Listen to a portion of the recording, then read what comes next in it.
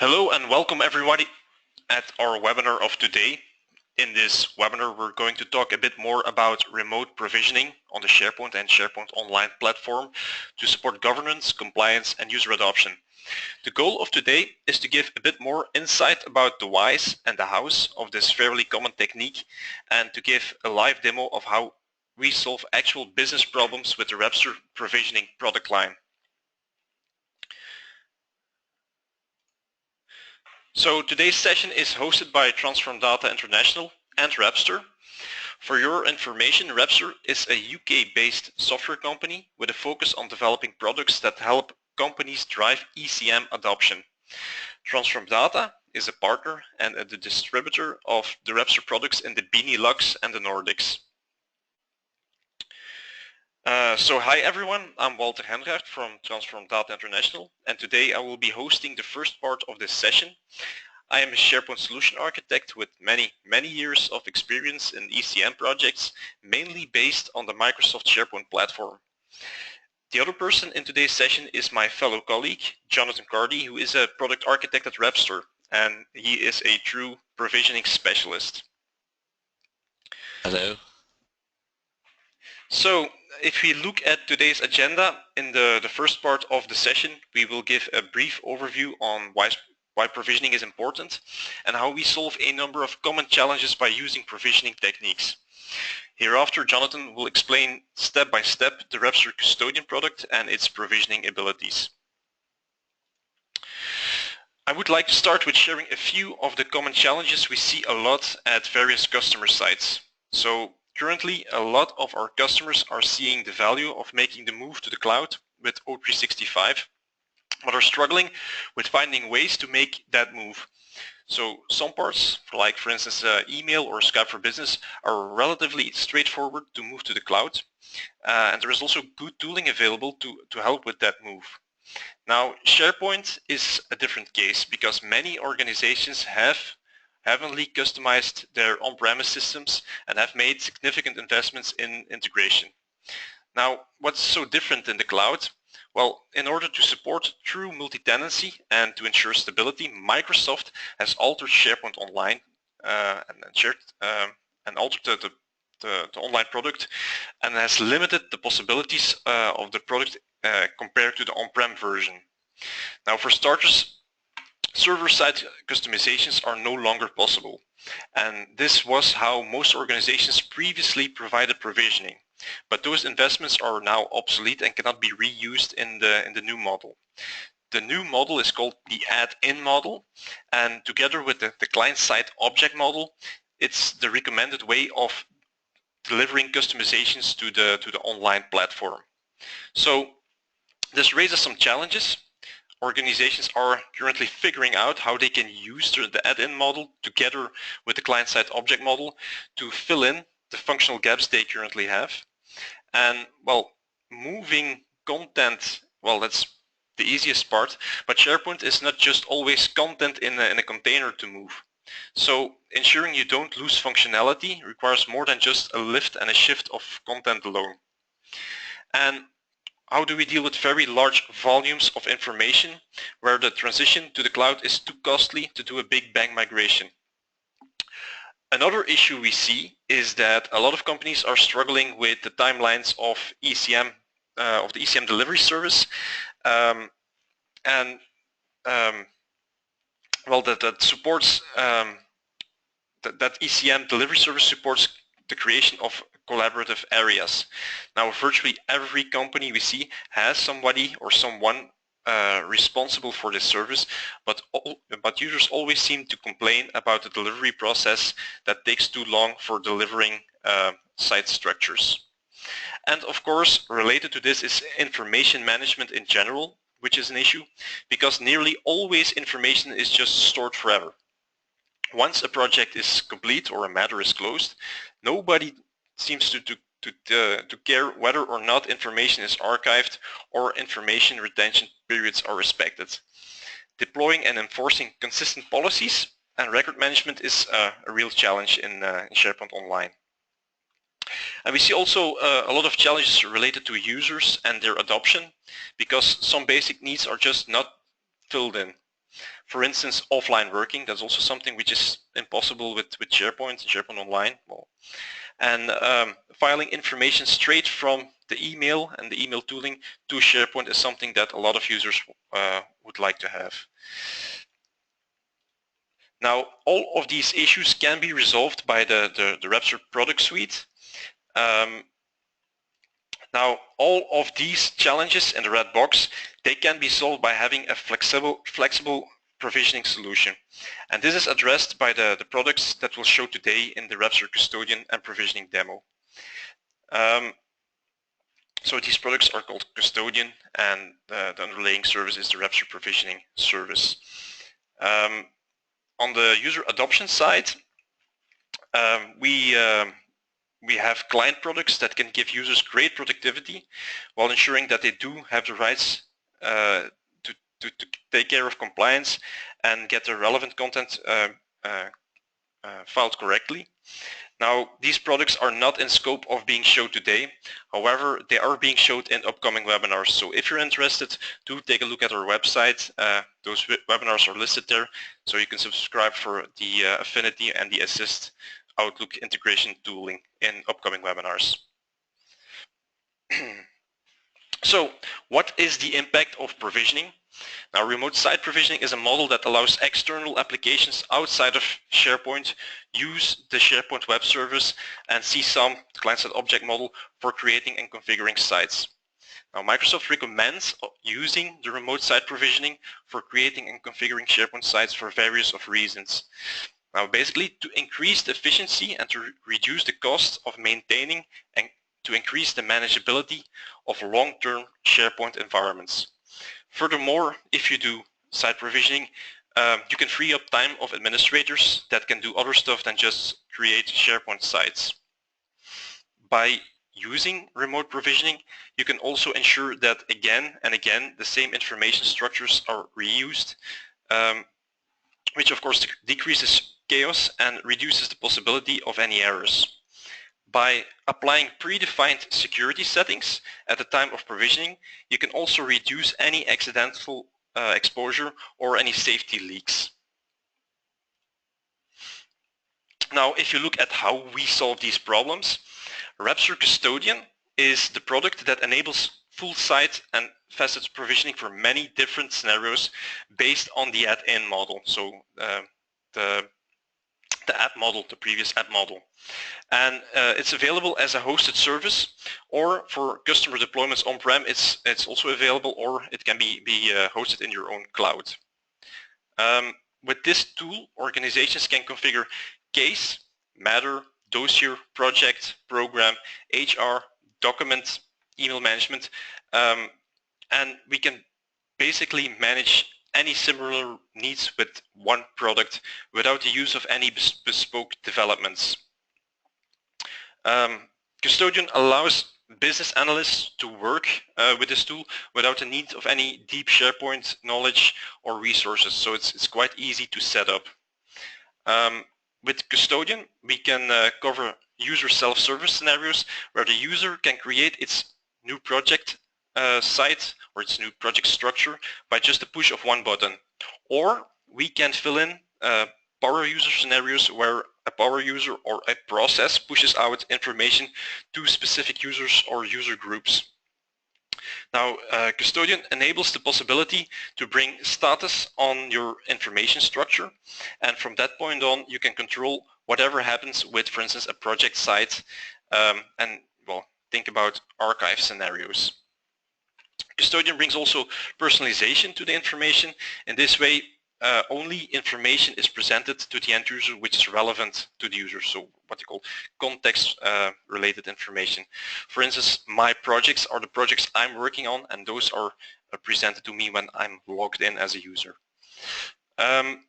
Custodian is also a user-friendly interface. Well, let's say more user-friendly than SharePoint out of the box.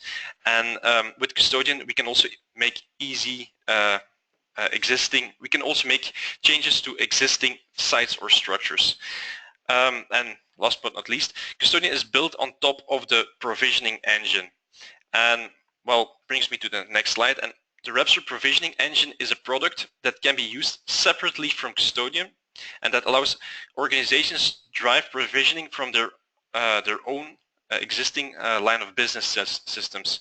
So, for instance, when there is existing bespoke the application, from there on, the provisioning of Repstor can take care of driving provisioning in SharePoint, and that can replace existing systems in SharePoint Online scenarios. There is a REST API provided, and it typically allows to easily create connection to existing systems, and it supports creating security settings on sites, and to set metadata, and to create well, virtually any SharePoint object in SharePoint Online via the client-side object model. Now, if you look at the diagram, how it works is we use Repstor Custodian as a user interface to control the activities of the provisioning engine. And the provisioning engine is a service that runs on Azure or on-prem Windows to create those information structures. And those information structures are created on SharePoint. And it creates sites or libraries on SharePoint Online or on-prem. Now it's demo time. I switch to my fellow colleague Jonathan Cardy to give you a live view of the product. Thank you, Walter.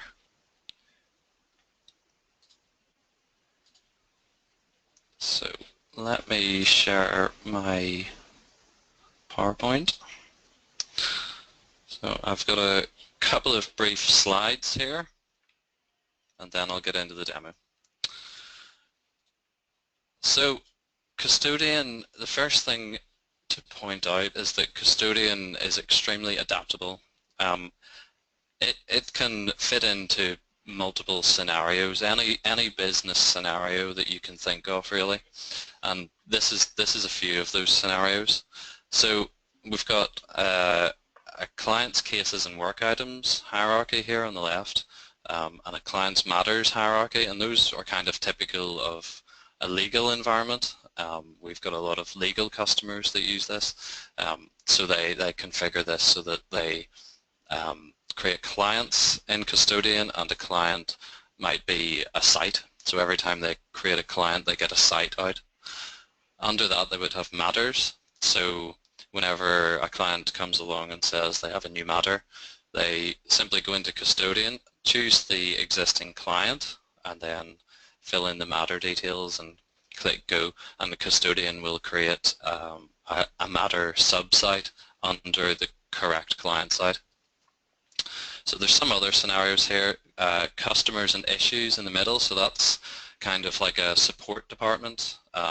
We actually use this for our internal support department, and so customers are websites, and each issue that comes in could be a document library under those, and all of the emails that relate to that issue will go into that document library. Down at the bottom, there's employees' disciplinary cases and job openings, so that's an HR department, and again, you can map these to whatever SharePoint objects you want, so websites or libraries or site collections or folders. So it's very, very flexible, and really this can be configured to fit into what the existing business scenario is that you have in your organization. Over on the right, we've got a customers, projects, and work items scenario here. This hierarchy is the one that I'll be giving a demo of today. So the project management office is the example I'll be talking through. There's a couple of different project management office setups here. So this is an external one. Each time you get a client, you'll create a new client in Custodian, and that will produce a site collection for you, and that comes from the client template. Under clients, you get projects, And projects can be different types of projects. So sometimes you get a consultancy project and sometimes you get a deployment project. So there's a different template for each different type of project.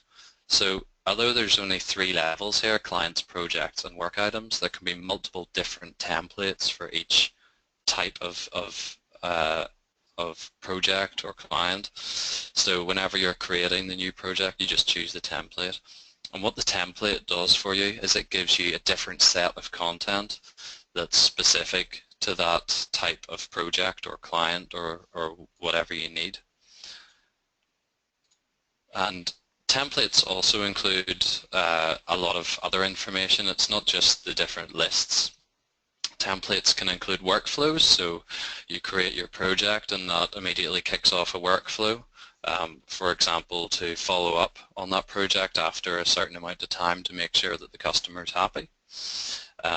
Whenever you provision content to SharePoint, it can include all of the SharePoint facets, things like lists and content types, fields and views, etc. Whenever you're creating the project, you can type in custom metadata, so you can have any number of custom fields that you want, and you give those values, and then that's part of what gets created in SharePoint, so that forms the default values, for example. And then there's template documents, so each project can be created initially with some template documents that can then be used later on. For example, a pro forma letter that gets sent out to the client. So this is a similar example, but for internal projects. And instead of clients and projects, we have department sites. So this would be internal to the organization. So there's a different site collection for each department, and finance is the example given here. And within each department, we've got different types of projects. And then within each project, there's work items, which are subsites or document libraries or whatever you want. So again, because this is similar, we can see that there's different types of templates for the different projects. Now I'm going to switch to a demo of Custodian. So let me switch to Internet Explorer. Okay. So this is my demo SharePoint site, and this is a site for the external project management office, the first example that we saw. So on the home page here, we've got a little web part where we can see my projects, and that's the projects I'm currently interested in. And if I open that in a new tab, I'll be able to just navigate to the SharePoint site. So let me click on the Custodian app.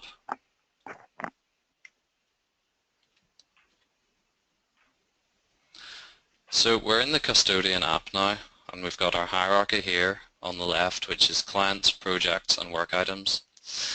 So there are 3 tabs: Create, which lets you create a new client; My Clients, which is a list of the clients that I'm currently interested in or working with; and All Clients, which is all of the clients available to me or that are active in my organization, so ones that haven't been archived off.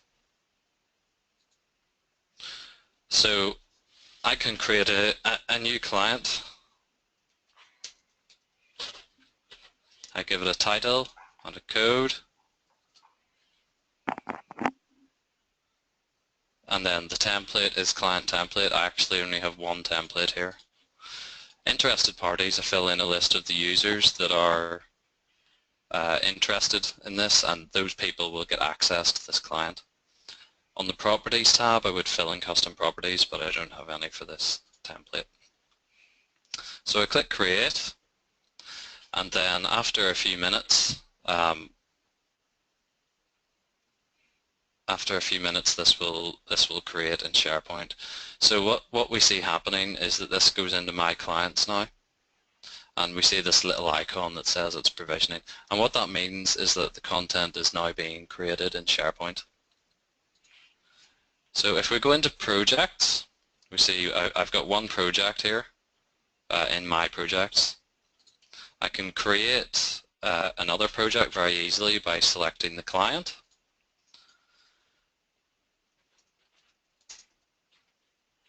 And choose a template. And I can fill in some properties here. There's some defaults already configured. If I click on this, it'll let me fill in different values. And then we can create this project.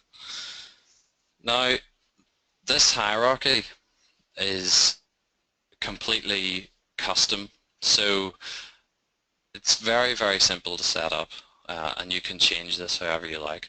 In this scenario, clients are websites, so when I created that client, I get a new website. When I create a project, I get a sub-site under the correct client, and when I create a work item, I get a document library. So that's all completely customizable, and it's very, very easy to do so. Whenever I selected the template, I was able to choose from some pre-configured templates. If I go into the templates section, you can see I've got lots and lots of templates, so I can very easily add new templates, and those are simply SharePoint sites or lists that I can configure manually in SharePoint if I want, or I can modify them here. So I just click the edit button, and here you can see the document libraries and documents, the template documents that get created automatically. And then there are things like custom columns and content types and other types of properties. And then whenever I create a project from this template, all of that gets provisioned to a brand new site in SharePoint. So if I go into settings and click on hierarchy, you can again see the clients and projects and work items hierarchy. It's very easy to customize this, so any business user can do this and set this up to match your organization. You don't need developers to come in and customize this for you. You can create new levels in addition to the 3 levels here. You can reorganize levels, so I can change work items to be under clients, for example, and then whenever I create a new work item, it'll go into the correct client site instead of the project site. If I look at the storage tab, I've got a couple of lists here. First one is the work items list. Now if I open that in SharePoint, what you can see is a list of the work items I've created. And this is useful because all of the properties that you fill in are stored here. So let me open the projects list, it's probably a better example. So some of the custom properties I filled in were things like the business analyst who applied to this project, and I can use this for reporting, so I can do filtering and everything else on this list and easily get reports of the relevant people for this project. I can configure the naming schemes, so what this means, for example, is I can set up what the URL looks like for the sites that get created, and I can choose the templates that apply. So I've just got a couple of templates here for projects, so consultancy and deployment projects. I could easily create a new template and set it up here, and then immediately users would have that as an option whenever they create new projects. I can configure the security, so here I've said that I don't want to break inheritance, I just want projects to inherit security from their client sites, but I could click break inheritance and choose the role that I want to give to users. So I could choose, say, contribute, and what would happen now is that whenever a user goes in and creates a new project, they fill in the interested parties field, and all of those users are the people who get access, and nobody else can see this project at all. This is where I set up the code format. So I had auto code generation on, which meant that I didn't have to fill in a code. And then what that meant was that a code gets generated automatically for new projects, and the code consists of this naming scheme, which is the parent code and then a number. But again, this is configurable and this can follow any pattern that your users might be more used to. For clients, I didn't have that ticked, and that's why I had to fill a code in manually. Now, if I just go back to projects, the My Projects and All Projects, the difference between these is that All Projects is all of the projects that are in the organization at the minute and that are active. My Projects are just the ones that I'm interested in. So these are ones that I've created recently or that other people have said that I should be an interested party. Or I can just go in and click the little pin button to get these into My Projects. And whenever I do that, if I'm using Repstor Affinity, then these will sync down to my Outlook client. So I'm quickly just going to show the Outlook client. So let me switch to Outlook.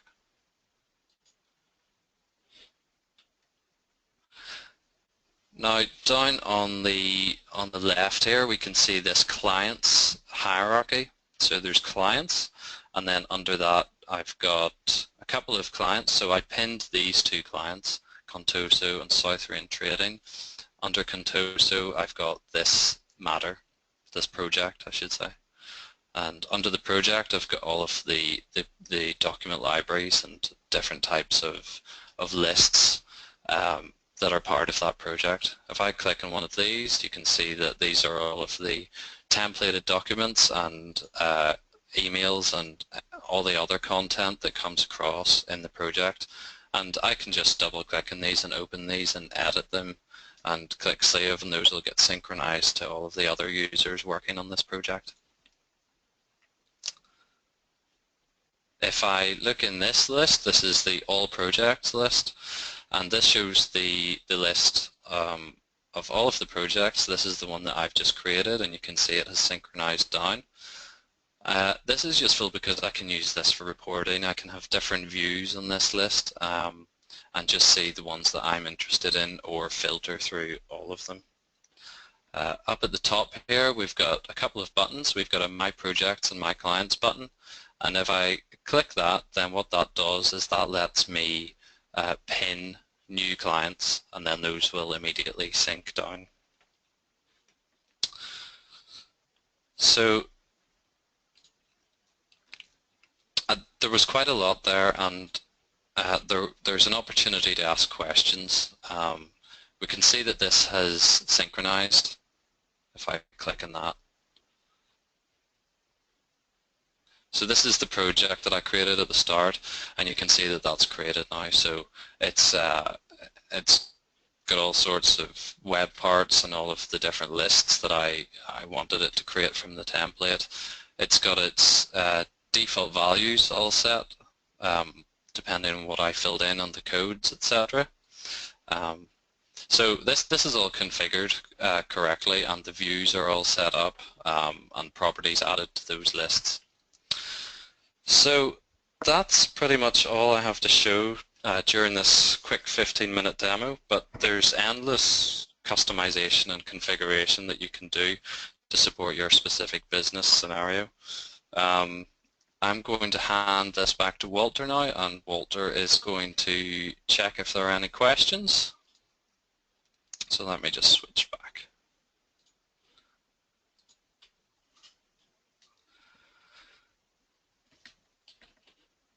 Okay, Walter?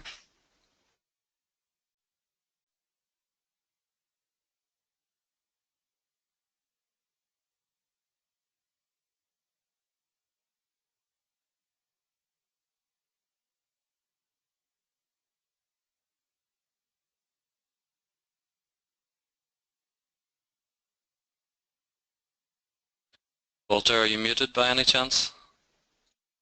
Oh yes, I was muted. I'm very sorry.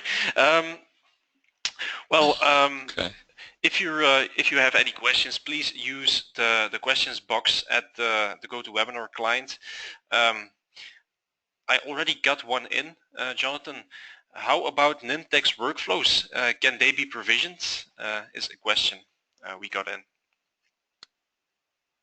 So lots of different types of workflows can be provisioned. If you add a workflow to the SharePoint website on the template site, then that workflow will be copied across to the new site as part of the provisioning process, and it'll be kicked off automatically. So that means that you can set up and modify the workflows that you want on the template pretty easily. So that means nearly any SharePoint object can be provisioned, correct?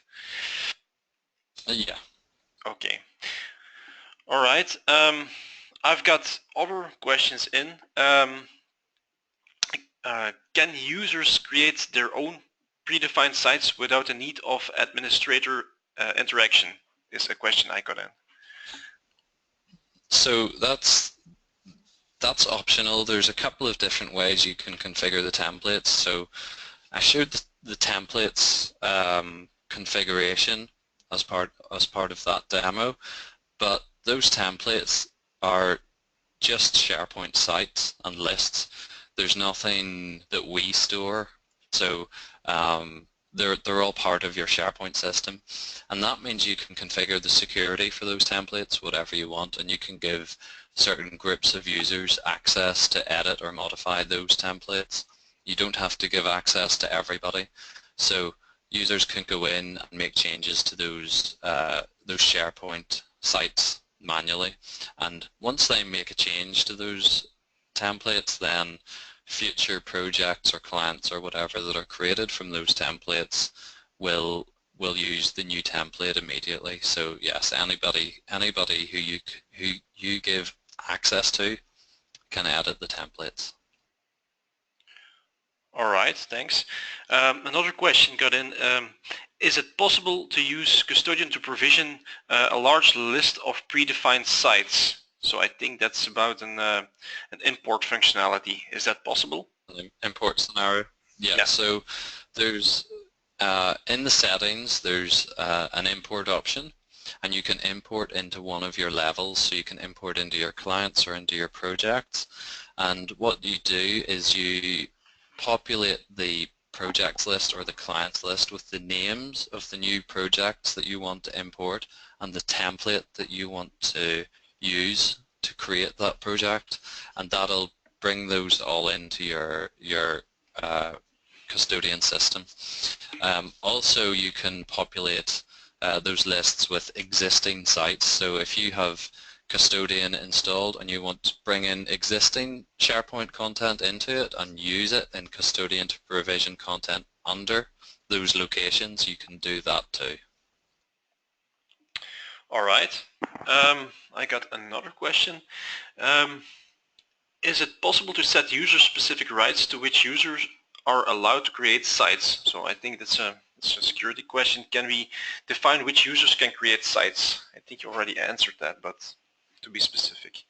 Yeah, so whenever you're creating a client, for example, you can set all of the security up for that client using interested parties, or there's other mechanisms.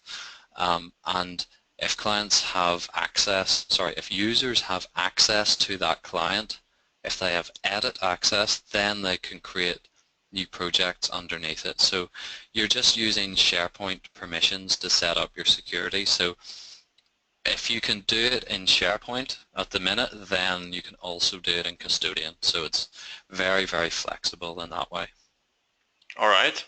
And then I've got one more. How easy is it for an admin to change or make updates to the existing site definition? So I think it's related to updates to existing templates. So that's editing templates again. So that's just editing a SharePoint site or a list. That's all the templates are, is a SharePoint site or a list. So people can go into SharePoint, and if you know how to add a list, you can do that. You can you can modify the content types or the fields or whatever configuration you want using your existing SharePoint knowledge. Also, Custodian actually has a little edit interface that I showed in the demo. What I didn't show is that you can add or delete lists using that little interface and rename them and create folders and set up your hierarchy through that interface. So it's a little bit easier than using SharePoint. Okay. Okay, Jonathan, I don't have any more questions from the audience, so I think that's it for this session. I would like to thank you and the rest of the people who joined us in this session. If you have any further questions related to the product Custodian or any other products of the Repstor suite, please do contact us, transformdata.eu, or take a look at the Repstor website, and you can contact us via this email address and this information. Thank you, everyone, and see you in a next webinar session. Cheers. Thank you. Bye.